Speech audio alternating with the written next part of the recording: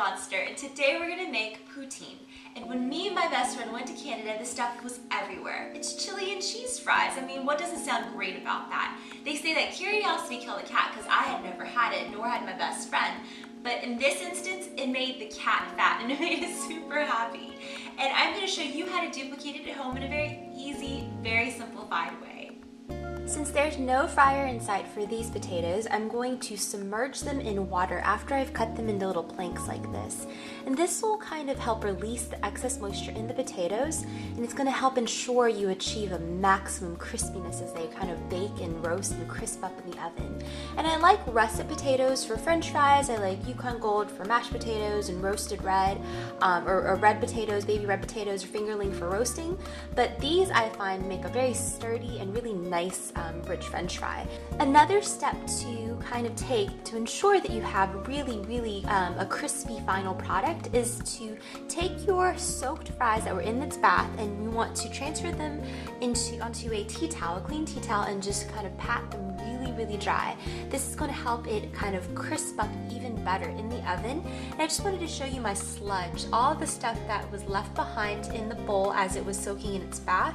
You don't want this in the potatoes, you want this out. So I drained all of that out and just pat it dry, and then I'm going to transfer the whole thing onto a baking sheet that's well greased, and I'm going to salt and pepper season with whatever you'd like, Cajun seasoning, or like a hot infused oil of garlic or rosemary, truffle oil, whatever you'd like, and pop them into the oven so they get really nice and golden brown and crispy. I've just turned some of my fries around just so that they can get a tan on the other side as well, and they're just about to be done. They're cooked through. I just want them to get crispy on the other side as well.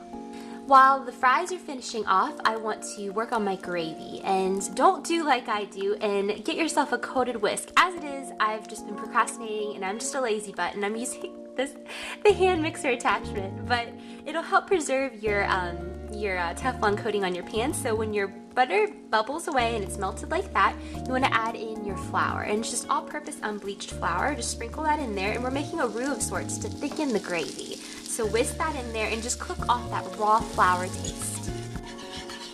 And I like to salt and pepper each layer, so a little bit of salt, and be mindful that your stock has a little bit of sodium content as well, so you can always add it back in, or you can always add it in later, but you can't take it back out, like I said. Being redundant here. Anyways, so pepper that. And at this point, the raw flour taste should be kind of dissipated out, and slowly pour in your beef stock, or whatever stock you have. I just have a little bit of beef stock left over from shredding some oxtail, so that's what I'm using here. Make sure you are constantly whisking, as that will help contribute to a really nice smooth finish. And it'll thicken as it cooks and bubbles away, and then it'll even thicken even further as it cools. So it's already a nice velvety consistency, and then I want to season this layer as well, just to make sure every dimension of it is going to be flavorful, because it's going to create kind of like a sauce on top. So this is the consistency that you want. I'm going to dip a spoon in it, and do you see how it thickly coats the back of your spoon? And you can just stripe it with your finger, and it just kind of stays like that. So you want a thick but creamy and not so loose gravy, but really it just depends on, I guess, the mouthfeel that you're looking for. Now all you have to do is pour over and layer as much of whatever you want on top of your fries, and I want to show you how crispy they are out of an oven, baked, not even fried. Look at that, like just such a crusty, crunchy exterior for having been in the oven and no fryer in sight. So all we have to do now is just layer everything together. So I like to pour over my gravy, a liberal amount of that. Just kind of drown the little french fry matchsticks on over with this gravy. And then lots and lots of cheese. I'm using Gouda, a smoked Gouda, but you can use whatever cheese you like or whatever you have. Just a lot of that on there. And the residual heat from the french fries and from the gravy is going to help melt that cheese. And if you want, you can just pop the whole thing into the broiler to have just an extra bit of broiled cheesy goodness on top.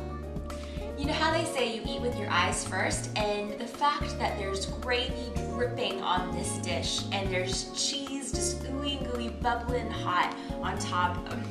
I don't know, I love french fries. It's one of my favorite foods, and this just really takes it up like 10 notches. I'm going for a bite to see how it tastes.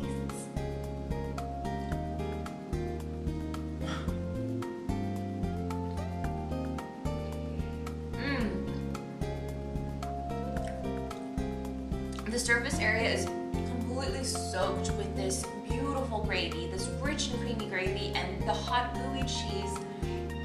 But the parts of it that hasn't been covered and soaked and dripping in this stuff is still crispy because we soaked it and then we patted it dry. Those two steps are really gonna help ensure a crispy exterior when you bake your fries.